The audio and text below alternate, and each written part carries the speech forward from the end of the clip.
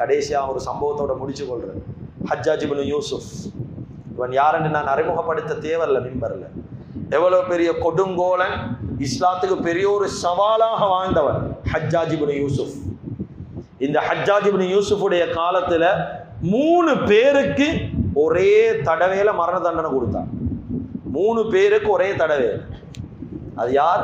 ஒரு பெண்ணுடைய கணவன், ஒரு பெண்ணுடைய மகன், ஒரு பெண்ணுடைய சகோதரன். இந்த 3 பேருக்கும் ஒரே தடவையில மரண தண்டனை கொடுத்தவன் ஹஜ்ஜாஜ் இப்னு யூசுப்.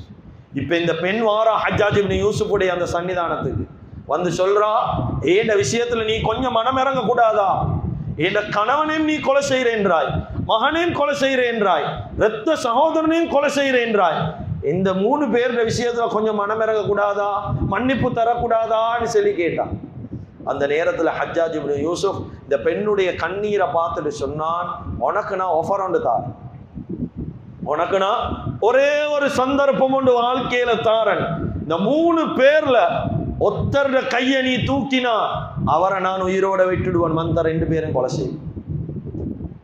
இது எவ்வளவு பயங்கரமான ஒரு சோதனை கண்ணியமிக்கவர்களை. கொஞ்சம் யோசிங்க. ஒரு பெண்ணுடைய கணவன், பெண்ணுடைய மகன், பெண்ணுடைய இரத்த சகோதரன், இந்த 3 பேர்ல யார்ட கையை தூக்கேலும், யார்ட கையை எங்களுக்கு எடுக்கலும் சொல்லுங்க பார்க்க. கணவனை காப்பாத்துறதா, இல்லாட்டி மகனை காப்பாத்தவா, இரத்த சகோதரனை காப்பாத்தவா, யாரை நான் தெரிவு செய்யலும்? கண்ணியமிக்க அல்லாஹ்வின் நல்லடியார்களே, அருமையானவர்களே, இவ அழுதுட்டு சொன்னா, எனக்கு இன்னும் ஒரு சந்தர்ப்பம் இல்லையா?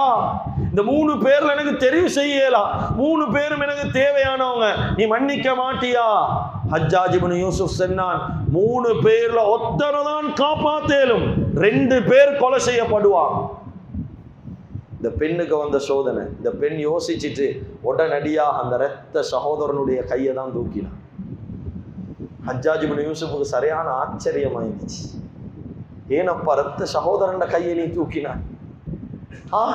உன்னுடைய கணவன், அவனோட வாழ்ந்தாய், கணவன் தான் சொர்க்கம் என்று சொல்லப்பட்டிருக்குது, நீ அந்த கணவன் வானம் என்றிட்டியா? இவ்வளவு காலம் ஆசை ஆர்வத்தோட பெத்த புள்ள 10 மாத காலம் அந்த புள்ள வானம் என்று சொல்லி நீ வானம் என்றிட்டாய், இரத்த சகோதரனை கையையும் தூக்கினாய். அந்த நேரத்தில் அந்த அந்த பெண்மணி சொன்ன பதில் ரொம்ப ஆச்சரியம். இந்த உள்ளத்தில் எடுத்து வாழும். சொன்ன அந்த பெண்மணி என்ன தெரியுமா?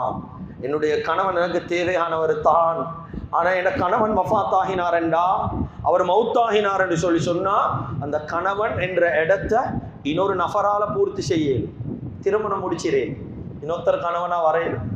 என் மகன் என்னை விட்டு வஃபாத் ஆகினால், என்னை விட்டு பிரிஞ்சாரண்டா, அந்த இடத்தை இன்னொரு மகனை கொண்டு அல்லாஹ்வுடைய கிருபையால பூர்த்தி செய்வன். ஆனா சொன்னாங்க, என் ரத்தம், என் இரத்த சகோதரன், என கூட பிறந்த சகோதரன் மௌத்தாகினான் என்றா, நான் எங்க போய் தப்ப இன்னொரு சகோதரன் தேடுறது? நான் எப்படி ஒரு இரத்த சகோதரனை வாழ்க்கையில் எடுக்கிறது? எனக்கு அவன் கூட பிறந்தவன் தேவைய வாழ்க்கையில, எதென்றாலும் அவன் தானே முன்னுக்கு வந்து நிற்கணும் என்பதாக அந்த பெண்மணி கண்ணீரோட பதில் சொன்னான். சுப்ஹானல்லாஹ்.